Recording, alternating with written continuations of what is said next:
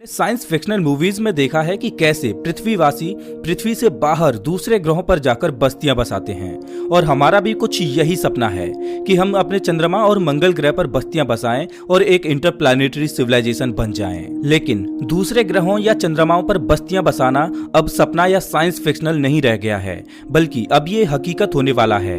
NASA के Artemis programme से इस नए दौर की शुरुआत होगी और जब इस नए एरा की नींव रखी जाएगी हम सब इसके साक्षी होंगे। साल 1968 से 1972 तक अमेरिका ने इंसानों को चांद पर उतारने के लिए कुल 9 मिशन किए, जिनमें से 6 मिशन सफल रहे और इन मिशंस के दौरान नील आर्मस्ट्रांग सहित कुल 12 लोगों ने चांद की धरती को छुआ। और चांद पर आखिरी मिशन था अपोलो 17, जिसको साल 1972 में अंजाम दिया गया था। लेकिन उसके बाद से किसी भी देश ने चांद पर मानव मिशन करने की कोशिश नहीं की और आज 50 साल का समय हो चुका है चांद पर आखिरी मानव मिशन को किए हुए। लेकिन अब इतिहास अपने आप को फिर से दोहराने वाला है और चांद पर नए दौर की टेक्नोलॉजी के साथ एक नए एरा की शुरुआत होने वाली है। चांद पर किए जाने वाले आर्टेमिस प्रोग्राम का मकसद है साल 2024 तक पहली वुमेन और अगले मैन को चांद की धरती पर उतारना और चांद पर रिसर्च करने के लिए वहां पर साल 2028 तक आर्टेमिस बेस बनाना।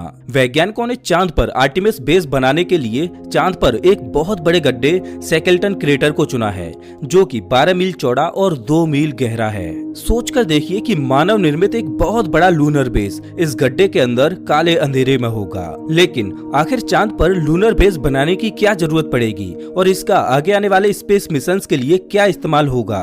चांद पर गोल्ड, प्लेटिनम और अन्य रेयर अर्थ मेटल्स का खजाना है।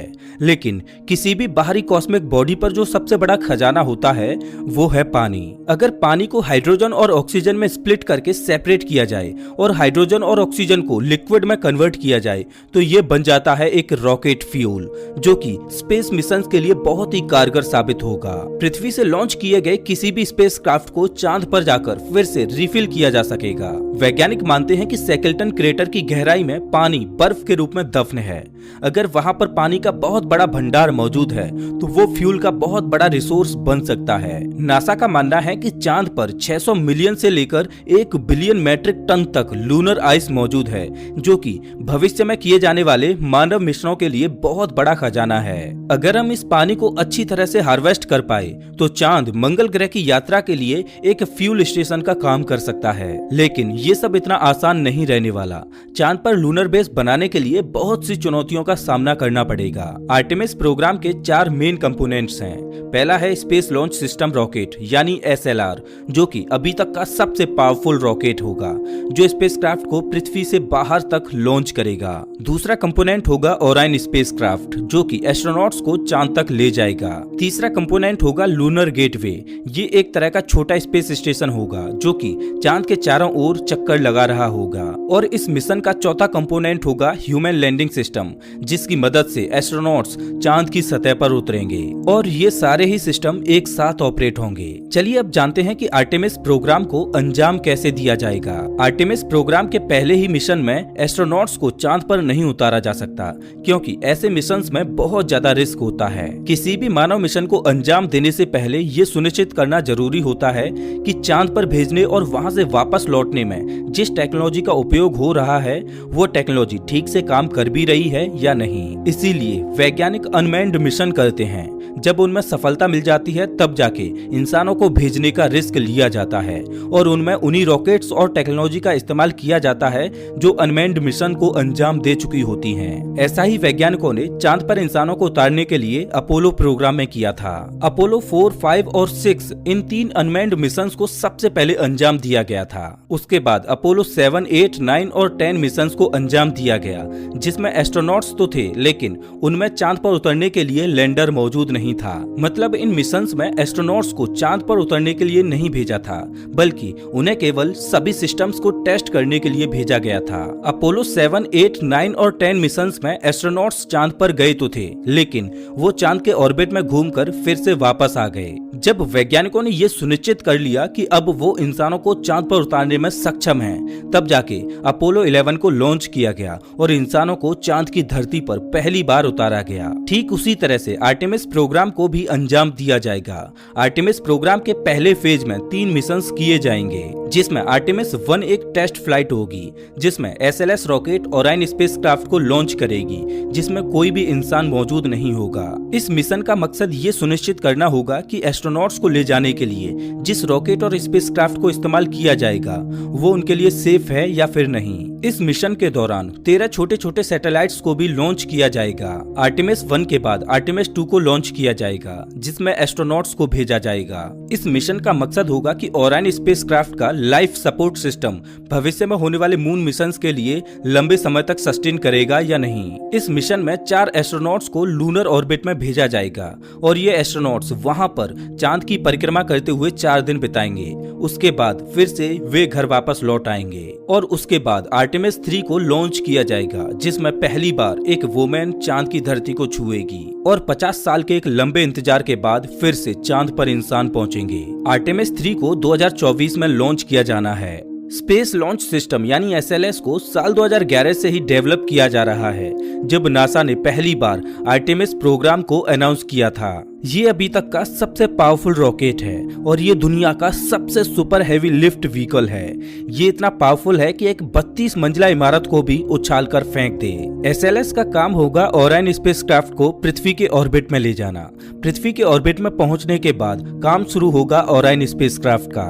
ओराइन स्पेसक्राफ्ट को 3 पार्ट से मिलकर बनाया गया है, जिसमें से पहला है क्रू मॉड्यूल, जिसमें 6 एस्ट्रोनॉट्स रहकर काम कर सकते हैं और डीप स्पेस ट्रेवल कर सकते हैं। लेकिन आर्टेमिस 3 मिशन में केवल 4 एस्ट्रोनॉट्स ही चांद पर जाएंगे। इसका दूसरा पार्ट है सर्विस मॉड्यूल, जिसमें एस्ट्रोनॉट्स का लाइफ सपोर्ट सिस्टम मौजूद है।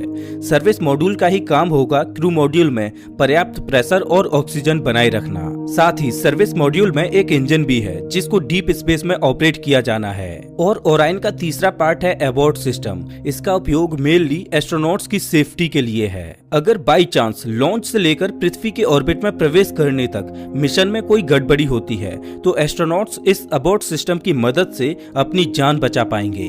पृथ्वी के ऑर्बिट में एक बार ओराइन के पहुंचने के बाद लोड कम करने के लिए अबॉर्ट सिस्टम को हटा दिया जाएगा, क्योंकि अब ओराइन खुद ही सेफली अबॉर्ट कर सकता है। रॉकेट से अलग होने के बाद ओराइन स्पेसक्राफ्ट चांद की ओर गोली की रफ्तार से भी तेज गति से बढ़ेगा। आर्टेमिस प्रोग्राम को नासा अकेले अंजाम नहीं देने वाला, बल्कि इस मिशन में कुछ अंतर्राष्ट्रीय और प्राइवेट कंपनी भी सहयोगी होंगी। ओराइन स्पेसक्राफ्ट चांद तक तो पहुंच जाएगा, लेकिन ओराइन अपने साथ चांद पर उतरने के लिए लैंडर को नहीं लेके जाएगा। इसीलिए स्पेसएक्स इस मिशन के पहले ही चांद के ऑर्बिट में ह्यूमन लैंडिंग सिस्टम को प्लेस कर देगा और जब ओराइन स्पेसक्राफ्ट चांद के ऑर्बिट में पहुंच जाएगा तब वहां पर पहले से मौजूद ह्यूमन लैंडिंग सिस्टम के साथ डॉक करेगा। उसके बाद 2 एस्ट्रोनॉट्स ओराइन स्पेसक्राफ्ट में रहेंगे और 2 एस्ट्रोनॉट्स लैंडिंग सिस्टम में चले जाएंगे और दोनों एस्ट्रोनॉट्स लैंडिंग सिस्टम की मदद से चांद की धरती पर उतरेंगे।